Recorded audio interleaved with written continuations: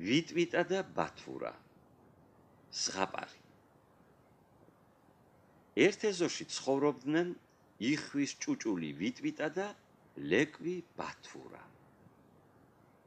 ერთხელ ვიტვიტას წუწკი ფისო შესაჭმელად გამოუდგა. მიშველე ბათურა, ყვიროდა ვიტვიტა და რაც ძალი და ღონე ჰქონდა გარბოდა. ჰამ, აი შესაძაგელო, შეუყეფა ბათურამ ფისოს. ფისო გაიქცა და თავის გადასარჩენად ხეზე ახტა. გმადლობ ბათურა, ახლა კი წავიდეთ და ვიბანაოთ, უთხრა ვიტვიტამ ბათურას. ორივე მდინარისაკენ სიმღერით გაეშურა. საბანაოდ მივდივართ, გავგრილდებით მალე, სურვაც ვიცით, სიმღერაც, დივლი დალალალე.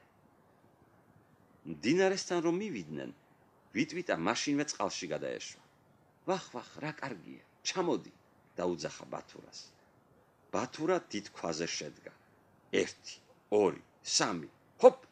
წამოიძახა და ისიც წყალში გადახტა. ამ დროს ვიტვიტამ თევზი შეამჩნია. დასაჭერად გამოუდგა და ჩაყვინდა. ბათურა მოიხედა და მეგობარი რომ ვერ დაინახა, შეეშინდა. ხომ არ დაიხრჩოო და დაუძახა. ვიტვიტა! მაგრამ ვიტვიტა არ საჩანდა. დაღონებულმა ბათურამ ტირილი დაიწყო. უცბად მდინარიდან თავი ამოყო ვიტვიტამ, რომელსაც მოფართხალე თევზი ეჭირა პირში.